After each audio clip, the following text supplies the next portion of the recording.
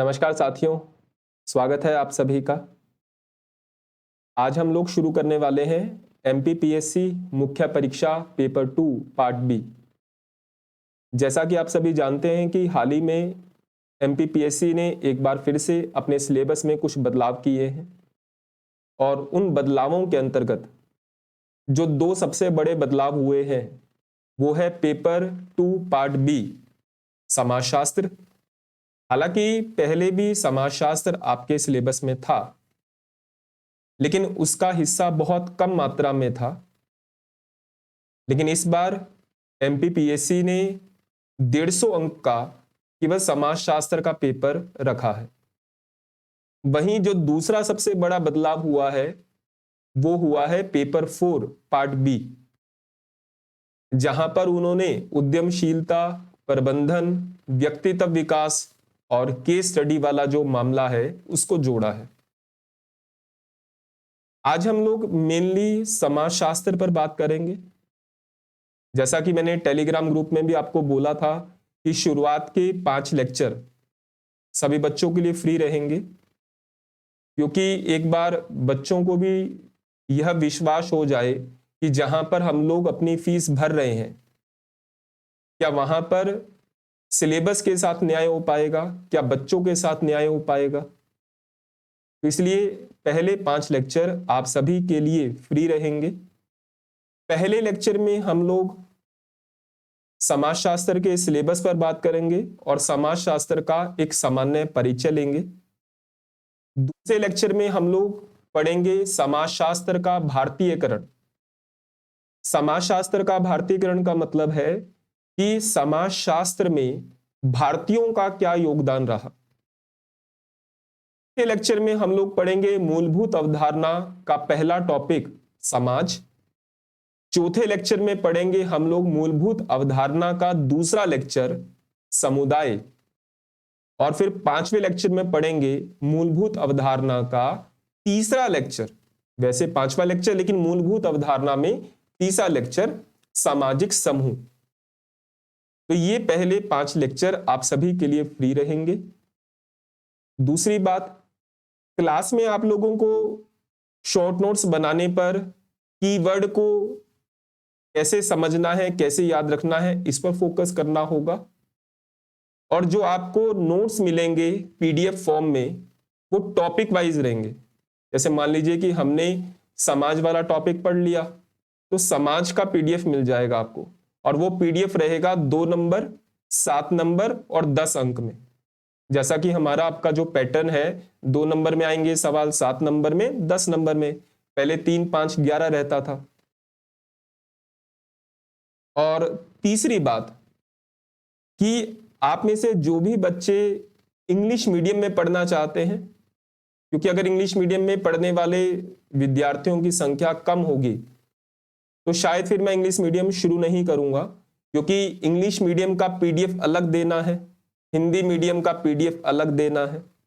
अब ऐसा तो नहीं कर सकता कि हिंदी मीडियम वाले ही पीडीएफ इंग्लिश मीडियम वाले बच्चों को उपलब्ध करवा दिए जाए। हाँ, पीपीटी इंग्लिश हिंदी दोनों में रहेगी, यानी एक तरफ आपको हिंदी में लिखा हुआ नजर मिलेगा और दूसरी तरफ इंग्लिश मीडियम में।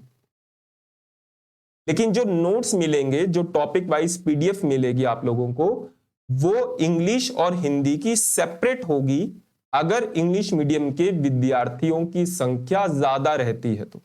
ज्यादा रहने का मतलब है कि अगर आप टेलीग्राम ग्रुप में जुड़े हैं तो वहां पर बता सकते हैं कि सर हमारा इंग्लिश मीडियम है और हम इंग्लिश मीडियम में करना चाहते हैं, या फिर जो नंबर मैंने व्हाट्सएप का आप लोगों को शेयर किया था वहां पर भी आप लोग बता सकते हैं। आज के लेक्चर में आप लोगों को पूरी पीपीटी हिंदी और इंग्लिश दोनों तरीके से मिलेगी, और जो पीडीएफ अभी अवेलेबल होगी पहले, दूसरे, तीसरे, चौथे, 5वें लेक्चर की, वो केवल हिंदी में होगी। अगर इंग्लिश मीडियम के बच्चे ज्यादा होंगे, उनकी इंक्वायरी ज्यादा होगी, तो फिर मैं आपको पीडीएफ इंग्लिश मीडियम में अवेलेबल करवाऊंगा, तो उसका एक अलग कोर्स बनेगा इंग्लिश मीडियम के नाम से। ठीक है, चलिए शुरुआत करते हैं। सबसे पहले पैटर्न की बात करें तो सीधा सा याद रखना है, पेपर 2 पार्ट बी समाजशास्त्र है और ये 150 अंकों का आएगा। इस 150 अंक में 30 सवाल आएंगे। 15 सवाल आपके 2 नंबर के आएंगे। पहले 15 सवाल 3 नंबर के आते थे। 10 सवाल पहले 5 अंक के आते थे, अब 7 अंक के आएंगे। पहले 5 सवाल 11 अंक के आते थे, अब 10 अंक के आएंगे। यानी अपने दिमाग में वो जो 3, 5, 11 चल रहा था, अब उसको बंद करना है। 2, 7 और 10 नंबर पर फोकस करना है। पहली बात तो अपने दिमाग में ये रखनी है। पहले क्या होता था कि हर यूनिट से स्पेसिफिक ये तय किया गया था कि हर यूनिट से 30 अंक का पूछा जाएगा। इस बार आयोग ने ये स्पेसिफाई नहीं किया है कि हर यूनिट से 30 अंक का पूछेंगे, लेकिन अमूमन ये मान के चलिए कि 20 से लेकर 30 नंबर हर यूनिट से आएगा। अब ऐसा भी नहीं है कि हर किसी यूनिट से मान लीजिए कि 60 ही नंबर का आ जाए, ऐसा भी नहीं होगा, लेकिन अमूमन मान के चलेगा कि हर यूनिट का महत्व अभी भी 30 अंक का ही है। हालांकि आयोग ने इस बार स्पेसिफाई नहीं किया। चलिए बढ़ते हैं अब सिलेबस की ओर। समाजशास्त्र के इस पूरे पेपर को 5 यूनिट में डिवाइड किया गया है। यहां पर हिंदी मीडियम में लिखा हुआ है, इंग्लिश मीडियम के लेक्चर में इंग्लिश मीडियम में लिखा हुआ मिलेगा, पीडीएफ में भी। पहली यूनिट का नाम है आधारभूत अवधारणा, इंग्लिश में आप कह सकते हैं बेसिक कंसेप्ट्स। दूसरी यूनिट का नाम है भारतीय समाज में विविधता और चुनौतियां, डाइवर्सिटी और चैलेंजेस इन इंडियन सोसाइटी या सोसाइटी ऑफ इंडिया। तीसरी यूनिट का नाम है ग्रामीण एवं नगरीय समाजशास्त्र, गांव का समाजशास्त्र क्या होता है, नगर का समाजशास्त्र क्या होता है। चौथी यूनिट का नाम दिया गया है औद्योगिकरण, वैश्वीकरण, सामाजिक विकास और जनसंख्या। और 5वीं यूनिट का नाम दिया गया है मानव संसाधन विकास और सामाजिक कल्याण की योजनाएं। अब एक एक कर पांचों यूनिट को समझते हैं कि हमें कैसे यूनिट को तैयार करना है और जो पुराना सिलेबस था और जो नया सिलेबस है इसमें कॉमन चीजें क्या है। चलिए शुरुआत करते हैं। सबसे पहले बात करें कि पहली यूनिट का नाम है समाजशास्त्र की आधारभूत अवधारणा। अब यहां पर पहले टॉपिक में लिखा गया है समाज की भारतीय संकल्पना, यानी भारतीय समाज की संकल्पना की बात की गई है। भारतीय समाज के प्रमुख तत्वों की बात की गई है, जिसमें लिखा गया है कुटुंब, ज्वाइंट फैमिली, परिवार, नातेदारी, वंश, गोत्र परंपरा। इनमें से नातेदारी वाला जो टॉपिक था वो आपके प्रीवियस सिलेबस में था। पुराने सिलेबस में जो यूनिट नंबर 5 थी, पुराने सिलेबस में पेपर 2 पार्ट बी में जो यूनिट नंबर 5 थी, उसमें मध्य प्रदेश के संदर्भ में नातेदारी लिखा गया था। लेकिन अब स्पेसिफिक कर दिया गया है कि नातेदारी कुटुंब पूछेंगे, परिवार पूछेंगे, गोत्र पूछेंगे, वंश पूछेंगे, नातेदारी पूछेंगे। उसके बाद लिखा है समुदाय, संस्था, संघ, संस्कृति, मानदंड और मूल्य। इन्हें सबको कहा जाता है समाज की, या फिर आप कह लीजिए कि समाजशास्त्र की मूलभूत अवधारणा।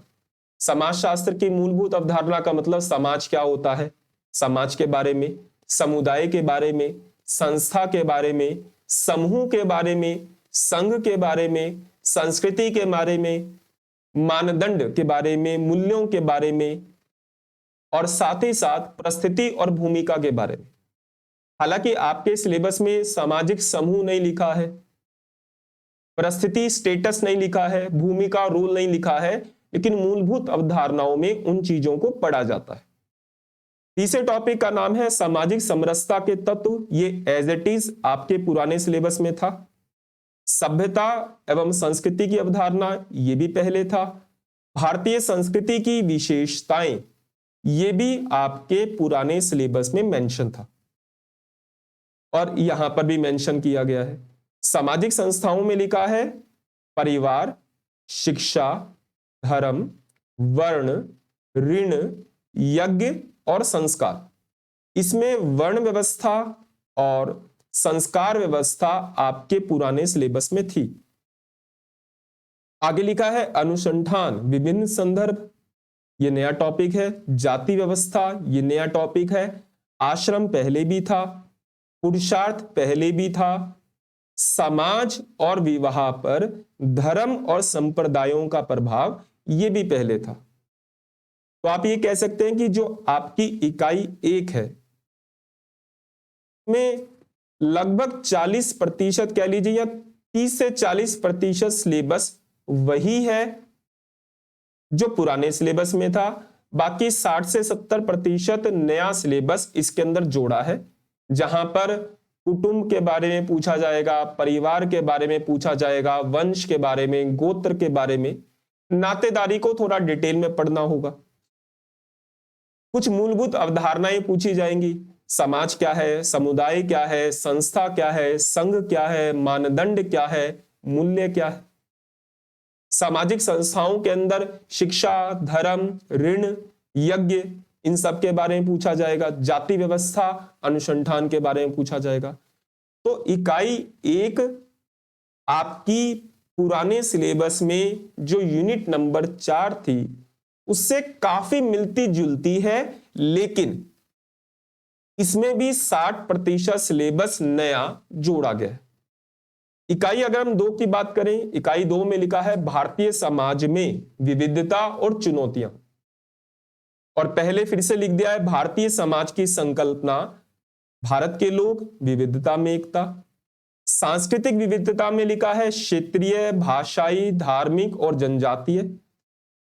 अपराध का बदलता परिदृश्य, नशीली दवाओं की लत, आत्महत्या, साइबर अपराध, महिलाओं के प्रति अपराध, घरेलू हिंसा। वर्तमान बहस, परंपरा पर बल दिया जाए या आधुनिकता पर, और राष्ट्र निर्माण की समस्या। ये पूरी की पूरी यूनिट आपकी नई है और इसे हमें बेहतर तरीके से तैयार करना पड़ेगा, और ये यूनिट 1 के साथ जोड़कर पढ़ी जाएगी। अब आप ऐसा नहीं कर सकते ना कि आपने संस्कृति की अवधारणा पहली यूनिट में पढ़ ली, भारतीय संस्कृति की विशेषताएं पहले यूनिट में पढ़ लिया, और उसके बाद पहली यूनिट कंप्लीट करेंगे और उसके बाद दूसरी यूनिट के अंदर आकर पढ़ेंगे कि सांस्कृतिक विविधता क्या है। अगर आप कल्चर पढ़ रहे हैं, कैरेक्टरिस्टिक्स ऑफ इंडियन कल्चर पढ़ रहे हैं, तो जो सांस्कृतिक विविधता भारत में पाई जाती है तो वो भी आपको जोड़कर पढ़नी होगी। अब आपने यूनिट 1 में पढ़ लिया कि समाज क्या है, समाज की आधारभूत संस्थाओं के बारे में, संकल्पनाओं के बारे में पढ़ लिया, तो उसी के साथ आपको यह भी पढ़ना पड़ेगा कि भारतीय समाज की विशेषता क्या है, हम भारत के लोग, विविधता में एकता। तो चीजों को आपस में जोड़ना पड़ेगा।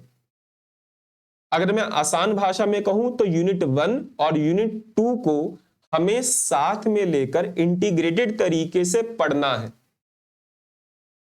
तभी आपकी एक बेहतर समझ विकसित होगी और तभी आप एग्जाम में हर सवाल को अटेम्प्ट कर पाएंगे।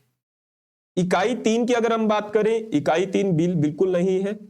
ग्रामीण और नगरीय समाजशास्त्र, रूरल और अर्बन सोशियोलॉजी के कंसेप्ट पूछे गए हैं। ग्रामीण समाज के अध्ययन के उपागम क्या है, ग्रामीण शहरी अंतर क्या है, अंतराल क्या है, ग्रामीणवाद और नगरीयवाद क्या है, किसान अध्ययन क्या है, 73वें संशोधन के पहले और 73वें संशोधन के लागू होने के बाद का जो पंचायती राज व्यवस्था है, ग्रामीण नेतृत्व, गुटबाजी, लोक सशक्तिकरण, ग्रामीण विकास के सामाजिक मुद्दे और रणनीतियां, बंधुआ मजदूरी, प्रवासी मजदूर, ग्रामीण समाज में बदलाव के रुझान। आप ये कह सकते हैं कि ये तीनों यूनिट ग्रामीण समाजशास्त्र से जुड़ी है। हालांकि जो पहला पॉइंट है जहां पर ग्रामीण शहरी अंतराल की बात है, तो दोनों को साथ में जोड़ेंगे। ग्रामीणवाद क्या होता है, रूरलिज्म क्या है, अर्बनिज्म क्या है, दोनों को समझना होगा। उसके बाद जो दूसरा और तीसरा पॉइंट है, ये आपकी ग्रामीण समाजशास्त्र से जुड़ता है। उसके बाद चौथे और पांचवें पॉइंट में नगरीय समाजशास्त्र पर बल दिया गया है। नगरीय समुदाय की विशेषताएं क्या है, नगरीय समुदाय में परिवर्तन क्या है, नगरीयकरण के कारण व प्रभाव, नगर नियोजन की अवधारणा, उसे प्रभावित करने वाले कारक और भारत में नगरीय प्रबंध की समस्याएं। आप जानते हैं कि धीरे धीरे गांवों की आबादी शिक्षा के लिए, रोजगार के लिए, स्वास्थ्य के लिए व अन्य कारणों से गांवों से शहरों की ओर आती है, नगरों की ओर आती है। उस नगर के सामने बहुत सारी समस्याएं, चुनौतियां उत्पन्न होती हैं। वो जो चुनौतियां हैं, वो जो समस्याएं हैं कि कैसे हम उस नगर को मैनेज करेंगे, वो पूछा गया है। आपकी इकाई नंबर 4, औद्योगिकरण, वैश्वीकरण, सामाजिक विकास और जनसंख्या। यहां पर लिखा गया है भारत में औद्योगिकरण और सामाजिक परिवर्तन, इसका परिवार पर क्या प्रभाव पड़ेगा, शिक्षा पर, स्तरीयकरण पर प्रभाव। स्तरीयकरण, स्ट्रेटिफिकेशन, ये एक मूलभूत अवधारणा है। हालांकि हमें इकाई 1 में पढ़नी चाहिए, लेकिन हम इसे यूनिट नंबर 4 में ही पढ़ेंगे, क्योंकि ना केवल हमें यह जानना होगा कि स्तरीकरण क्या होता है, बल्कि इंडस्ट्रियलाइजेशन का, सोशल चेंज का इस स्ट्रेटिफिकेशन पर, इस स्तरीयकरण पर क्या इंपैक्ट पड़ा, वो हमें यहां पर देखना होगा। औद्योगिक समाज में वर्ग और वर्ग संघर्ष, वैश्वीकरण की चुनौतियां, समाजशास्त्र का भारतीयकरण, ये वाला जो टॉपिक है ये आप लोग कल पढ़ेंगे।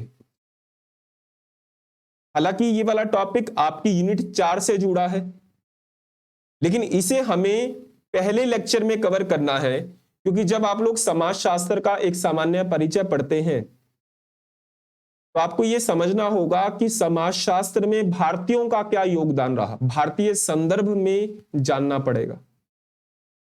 शिक्षा का निजीकरण, सामाजिक संरचना और विकास, सुविधा प्रदाता, अवरोधक, विकास और सामाजिक आर्थिक असमानताएं, सांस्कृतिक और विकास, इसमें सहायक तत्व क्या है, बाधक तत्व क्या है, उत्तर आधुनिकीकरण क्या है, पश्चिमीकरण क्या है, भारत में जनसंख्या वृद्धि और वितरण, 1901 से वृद्धि, कारण, प्रभाव।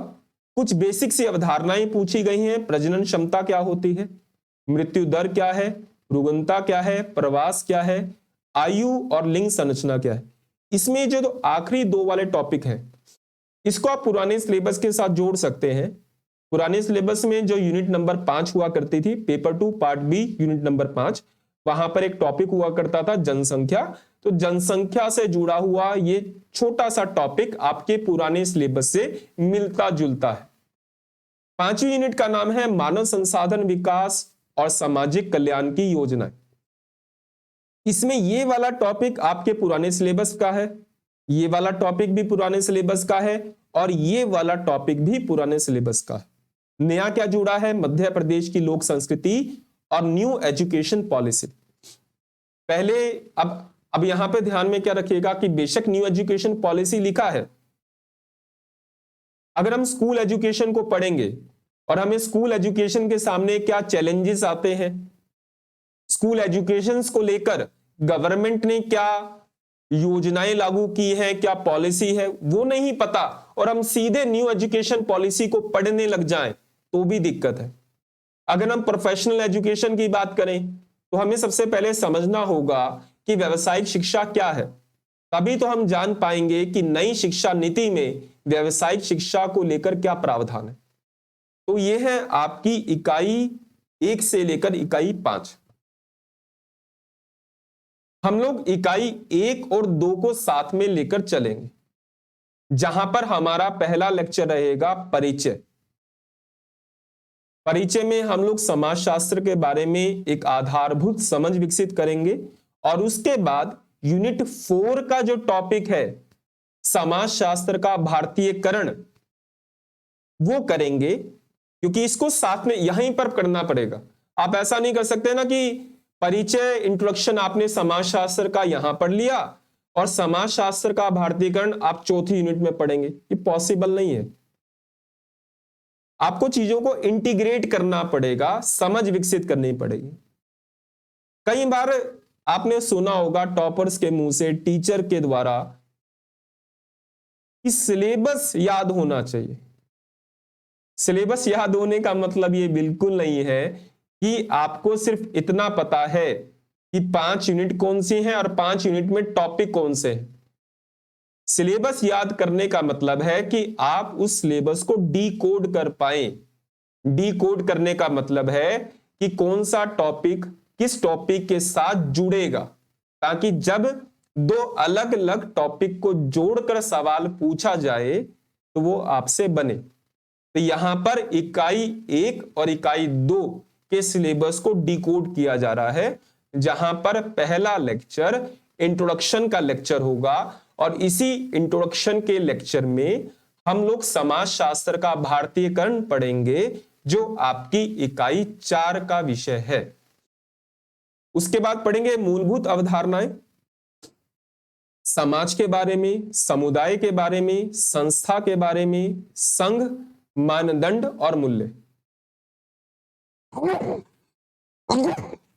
सॉरी, वायरल हुआ है तो शायद इसलिए थोड़ी सी आवाज भी दिक्कत दे रही होगी। चलिए, अब मूलभूत अवधारणाओं में ये वाले टॉपिक आपके सिलेबस में मेंशन है। अब यहां पर समूह नहीं लिखा है, लेकिन सामाजिक समूह पढ़ना पड़ेगा। यहां पे परिस्थिति नहीं लिखा है, भूमिका नहीं लिखा है, तो वो मूलभूत अवधारणाओं में पढ़ना पड़ेगा। सॉरी। तीसरे टॉपिक में पढ़ेंगे हम लोग भारतीय समाज की विशेषताएं। अब ये इकाई 2 का विषय है, लेकिन जब हमने समाज को समझ लिया तो भारतीय समाज को साथ में पढ़ना होगा। भारतीय समाज की संकल्पना क्या है, कुटुंब क्या है, परिवार क्या है, नातेदारी क्या है, वंश क्या है, गोत्र क्या है, तो यहीं पे पढ़ना पड़ेगा।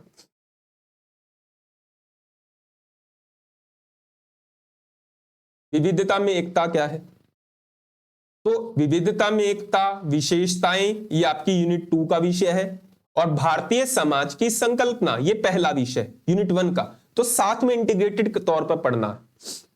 सामाजिक समरसता के तत्व, सभ्यता संस्कृति की अवधारणा इकाई 1 में, भारतीय संस्कृति की विशेषताएं और विविधता, ये हमें साथ में जोड़ना है। वर्तमान बहस, परंपरा और आधुनिकता की, सामाजिक संस्थाएं, परिवार, शिक्षा, धर्म, वर्ण, ऋण, यज्ञ और संस्कार, अनुसंधान, आश्रम, पुरुषार्थ, विवाह, धर्म, संप्रदाय, अपराध का बदलता परिदृश्य, इसमें वो नशीली दवाओं की लत क्या है, आत्महत्या क्या है, साइबर अपराध क्या है, महिलाओं के प्रति घरेलू हिंसा क्या है, और राष्ट्र निर्माण की समस्या। यहां पर जो नीले कलर में मेंशन किए गए हैं, ये वो टॉपिक हैं जो आपके पुराने सिलेबस में थे। नीले कलर को छोड़कर बाकी जितने भी टॉपिक हैं वो सारे नए टॉपिक हैं, जो आपकी इकाई 1 और 2 का विषय, जहां पर हम लोग अपना पहला लेक्चर आज से शुरू कर रहे हैं। पहले लेक्चर में हम लोग समाज शास्त्र का परिचय पढ़ेंगे और उसके बाद दूसरे लेक्चर में पढ़ेंगे समाज शास्त्र का भारतीय संदर्भ। ये कौन से यूनिट का विषय है, यूनिट नंबर 4 का विषय है।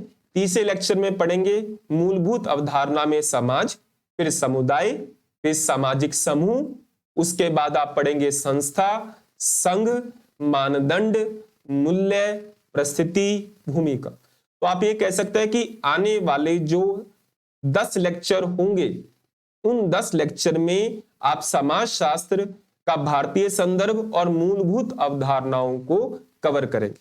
चलिए शुरुआत करते हैं आज का पहला लेक्चर, समाज शास्त्र की आधारभूत जानकारी। समाज शास्त्र को अंग्रेजी में सोशियोलॉजी कहते हैं, सब जानते हैं। सोशियोलॉजी जो शब्द है वो लैटिन भाषा के 2 शब्दों से मिलकर बना है। एक का नाम है सोशियस और दूसरे का नाम है लोगस। सोशियस शब्द लैटिन भाषा का है और लोगस शब्द ग्रीक भाषा का है। सोशियोलॉजी, समाजशास्त्र को अंग्रेजी में सोशियोलॉजी कहते हैं। सोशियोलॉजी सामान्यतः एक लैटिन भाषा का शब्द है, लेकिन जब हम सोशियोलॉजी को डिवाइड करते हैं, 2 पार्ट में बांटते हैं, तो जो सोशियस शब्द है वो आपकी लैटिन भाषा से निकलता है और जो लोगस शब्द है वो ग्रीक भाषा से निकलता है। ये दोनों ही भाषाएं यूरोप में बोली जाने वाली भाषाएं हैं। इसका अर्थ यह है कि समाजशास्त्र की उत्पत्ति आपको यूरोप में नजर आएगी। और यूरोप में भी आपको पहली बार नजर आएगी फ्रांस के अंदर, क्योंकि समाजशास्त्र का जनक अगस्त काम्ते को कहा जाता है और उनका संबंध फ्रांस से था। समाजशास्त्र का शाब्दिक अर्थ क्या हुआ? समाज का विज्ञान। इसका मतलब समाजशास्त्र में किस बात का अध्ययन किया जाता है? समाज का अध्ययन किया जाता है, सोसाइटी का एक साइंटिफिक स्टडी की जाती है। अब सवाल है कि सोसाइटी क्या है? क्या सोसाइटी केवल ग्रुप ऑफ पीपल है? क्या सोसाइटी केवल व्यक्तियों का समूह है? तो सोसाइटी सामाजिक संबंधों का जाल है। और इसलिए जब हम कहते हैं कि समाजशास्त्र में समाज का अध्ययन किया जाता है, तो समाज के अध्ययन का मतलब है कि सामाजिक संबंधों का अध्ययन किया जाता है, सोशल रिलेशंस का अध्ययन किया जाता है, सामाजिक संकल्पनाओं का, कंसेप्ट ऑफ सोसाइटी का अध्ययन किया जाता है। में होने वाले सामाजिक, सांस्कृतिक, धार्मिक व आर्थिक बदलावों ने एक ऐसे विषय को उत्पन्न किया जो सामाजिक व्यवस्थाओं को वैज्ञानिक तरीके से अध्ययन कर सके। तो यहां पर केवल इतना जानना है व समझना है कि समाजशास्त्र की उत्पत्ति यूरोप से हुई। यूरोप में समाज को पहले केवल आर्थिक आधार पर, राजनीतिक आधार पर, मनोवैज्ञानिक आधार पर समझा जाता था, लेकिन यह तय किया जाने लगा कि जो समाज में बदलाव होते हैं, तो समाज में अगर बदलाव, व्यक्तियों में बदलाव हो रहा है तो समाज में बदलाव होगा, समाज में बदलाव हो रहा है तो समाज का वैज्ञानिक अध्ययन करना पड़ेगा, साइंटिफिक स्टडी करनी पड़ेगी सोसाइटी की। और इसलिए कहा जाता है कि समाजशास्त्र की उत्पत्ति यूरोप से हुई। फ्रांसीसी दार्शनिक अगस्त काम्टे को समाजशास्त्र का जनक कहा जाता है। French philosopher Auguste Comte is called the father of sociology. यानी अगर आपसे 3 मार्क 2 नंबर में पूछा जाए कि समाजशास्त्र का जनक किसे कहा जाता है, तो समाजशास्त्र का जनक अगस्त काम्टे को कहा जाता है। इन्होंने शुरुआत में समाजशास्त्र शब्द का उपयोग नहीं किया, इन्होंने इसे नाम दिया था सोशल फिजिक्स। याद रखिएगा, अगस्त काम्टे, जिन्हें हम समाजशास्त्र का जनक कहते हैं, फादर कहते हैं, इन्होंने समाजशास्त्र शब्द का उपयोग नहीं किया, इन्होंने नाम दिया सोशल फिजिक्स। इसका मतलब वो समाज का वैज्ञानिक अध्ययन करना चाह रहे थे और इसलिए उन्होंने सोशल फिजिक्स नाम दिया। उस समाज को एक विज्ञान बनाना चाहते थे। बाद में सोशल फिजिक्स की जगह धीरे धीरे कर कर इसका नाम हो गया सोशियोलॉजी, समाजशास्त्र। समाजशास्त्र की पहली पुस्तक प्रिंसिपल ऑफ सोशियोलॉजी मानी जाती है, जिसे हर्बर्ट स्पेंसर के द्वारा 1877 में लिखा गया।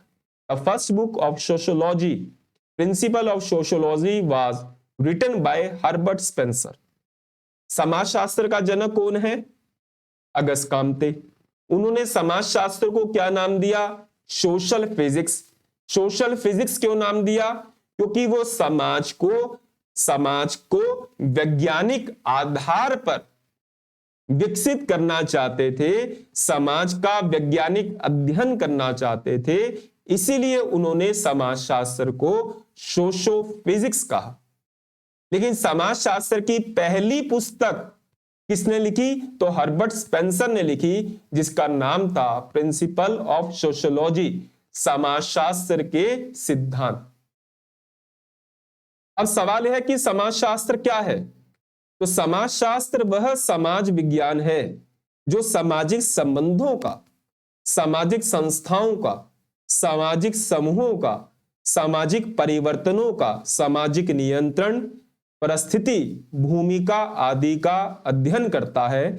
सामाजिक व्यवस्था का विज्ञान समाजशास्त्र कहलाता है। Sociology is that social science which studies social relation, social institution, social groups, social change, social control, situation, rule, अगर हम कंक्लूड करें, the science of social system is called sociology. समाजशास्त्र समाज का वैज्ञानिक अध्ययन है, और समाज के अध्ययन का मतलब सामाजिक संबंधों का अध्ययन, समाज की संस्थाओं का अध्ययन, सामाजिक संकल्पनाओं का अध्ययन, समाज में होने वाले परिवर्तनों का अध्ययन, समाज में होने वाले विकास का अध्ययन, समाज की समस्याओं का अध्ययन, कुल मिलाकर समाज का वैज्ञानिक अध्ययन करना ही समाजशास्त्र है। तो यह बात स्पष्ट हुई कि समाजशास्त्र क्या है। समाजशास्त्र से जो प्रमुख जुड़े हुए विचारक रहे, जिनमें पहला नाम सेंट साइमन का जाता है, दूसरा नाम जेम्स मिल का जाता है, तीसरा अगस्त कॉम्टे का, चौथा हर्बर्ट स्पेंसर का, और पांचवा इमाइल दुर्खिम का। इनके बारे में हम लोग केवल थोड़ा थोड़ा पढ़ेंगे। थोड़ा थोड़ा पढ़ने का मतलब है कि अगर मान लीजिए कि 2 नंबर में आ जाए अगस्त कॉम्टे, या 2 नंबर में आ जाए हर्बर्ट स्पेंसर, या 2 नंबर में आ जाए इमाइल दुर्खिम, अब इसके बारे में विस्तार से क्यों नहीं पढ़ेंगे? क्योंकि आपके सिलेबस में लिखा है समाजशास्त्र का भारतीय संदर्भ, भारत के कंटेक्स्ट में सोशियोलॉजी। तो जब हम भारतीय विचारकों को पढ़ेंगे कि समाजशास्त्र में कौन कौन से ऐसे भारतीय विचारक हैं जिन्होंने अपना योगदान दिया, तब डिटेल में पढ़ेंगे। यहां पर केवल एक सामान्य तरीके से 2-2 नंबर के हिसाब से पढ़ेंगे। और जो कल का लेक्चर होगा जहां पर हम पढ़ेंगे समाजशास्त्र का भारतीय संदर्भ, वहां पर हम लोग जितने भी हमारे समाजशास्त्र में भारतीय विचारक रहे उनके बारे में विस्तार पूर्वक पढ़ेंगे। आज के ये जो 5 विचारक हैं, इसमें 3 विचारकों पर बात होगी। पहले 2 पर इसलिए नहीं होगी क्योंकि पहले 2 का कोई भी योगदान विशेष नहीं रहा, लेकिन बाकी तीनों के योगदान सबसे महत्वपूर्ण रहे। सबसे पहले बात करते हैं अगस्त कॉम्टे। ये जो इमेज आप देख पा रहे हैं, ये है अगस्त कॉम्टे। अगस्त कॉम्टे को भारतीय समाजशास्त्र का जनक कहते हैं। भारतीय समाजशास्त्र का जनक कल पढ़ेंगे। समाजशास्त्र का जनक, father of sociology, Auguste Comte को कहा जाता है। इन्होंने समाजशास्त्र को क्या नाम दिया? Socio physics. क्यों? क्योंकि ये समाजशास्त्र का वैज्ञानिक अध्ययन करते थे, यानी समाज का वैज्ञानिक अध्ययन करते थे। 1838 में समाज के व्यवस्थित अध्ययन करने वाले विज्ञान को समाजशास्त्र का नाम दिया। क्या इन्होंने समाजशास्त्र नाम दिया था? नहीं, इन्होंने शुरुआत में नाम दिया था सोशो फिजिक्स। क्यों? क्योंकि समाज का साइंटिफिक स्टडी करते थे। बाद में इन्होंने एक किताब लिखी और उस किताब में सोशो फिजिक्स नाम को बदलकर समाजशास्त्र कर दिया, और वो किताब है कौन सी? Socio physics. जो उन्होंने नाम दिया था सोशो फिजिक्स, वही अगस्त कॉम्टे की किताब भी थी। उनका मानना था कि जिस तरह प्राकृतिक घटनाएं, जैसे बाढ़ आ गया, सुनामी आ गया, भूकंप आ गया, कुछ निश्चित नियमों से प्रभावित होती है। बाढ़ आता है तो लॉजिक होता है, कुछ नियम होते हैं। सुनामी आने के पीछे, ज्वार भाटा आने के पीछे, भूकंप आने के पीछे। तो इनका मानना था कि जैसे प्रकृति में अगर कोई भी परिवर्तन होता है तो उसके पीछे कोई ना कोई लॉजिक होता है, कोई ना कोई नियम होता है। उसी प्रकार हमारा सामाजिक जीवन भी अनेक नियमों के द्वारा संचालित होता है, और इन नियमों को समझकर ही सामाजिक जीवन को अत्यधिक व्यवस्थित बनाया जा सकता है। कुल मिलाकर समाजशास्त्र का जनक अगस्त कॉम्टे। इन्होंने समाजशास्त्र को शुरुआत में क्या कहा? सोशो फिजिक्स कहा। क्यों कहा? क्योंकि ये समाज का वैज्ञानिक अध्ययन करते थे। इनका मानना था कि जिस प्रकार जो भी प्राकृतिक घटनाएं होती हैं उसके पीछे कुछ नियम होते हैं, कुछ कायदे होते हैं, वैसे ही समाज में जो भी परिवर्तन होता है उसके पीछे भी कुछ ना कुछ नियम होते हैं, और इसलिए मैं समाज का वैज्ञानिक अध्ययन कर कर उन नियमों को देना चाहता हूं।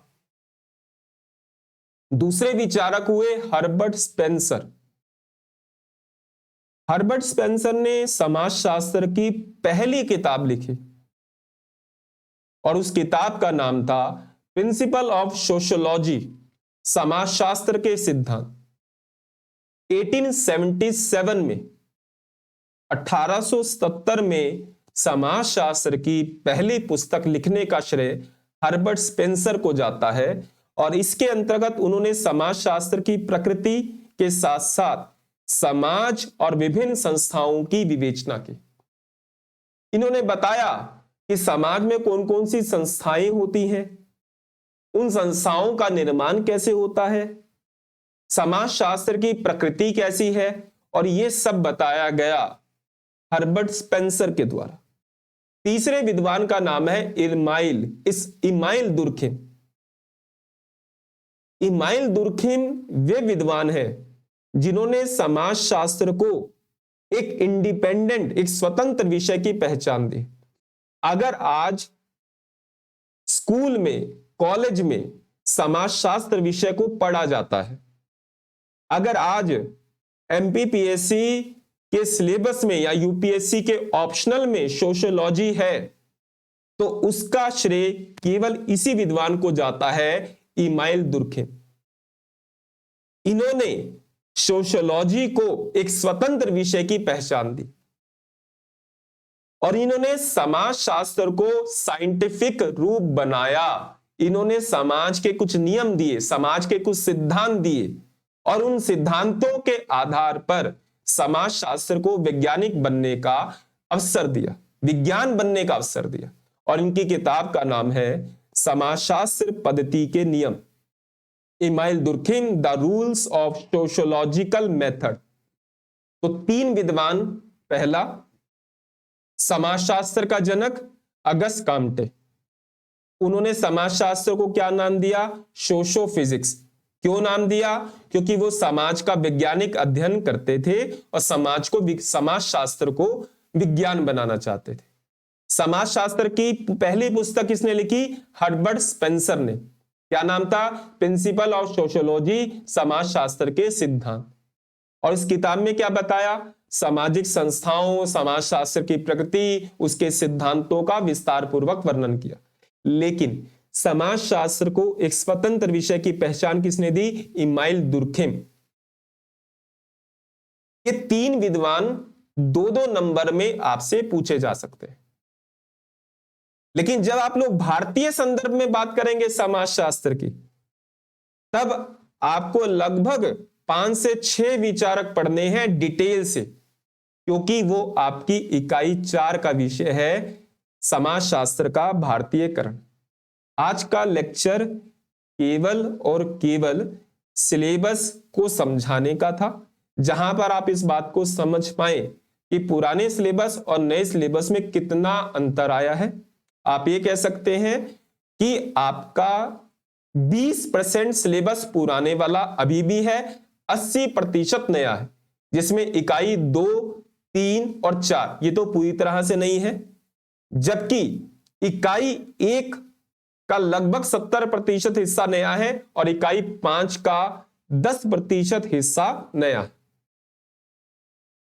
तो आज के लेक्चर में मैंने आपको केवल यह बताया कि हमें इकाई 1 और 2 को साथ में जोड़कर पढ़ना है और इकाई 4 का जो विषय है समाजशास्त्र का भारतीय संदर्भ, उसको हम लोग पहले टॉपिक में पढ़ेंगे, क्योंकि उसको इंट्रोडक्शन वाले चैप्टर में ही पढ़ा जाता है।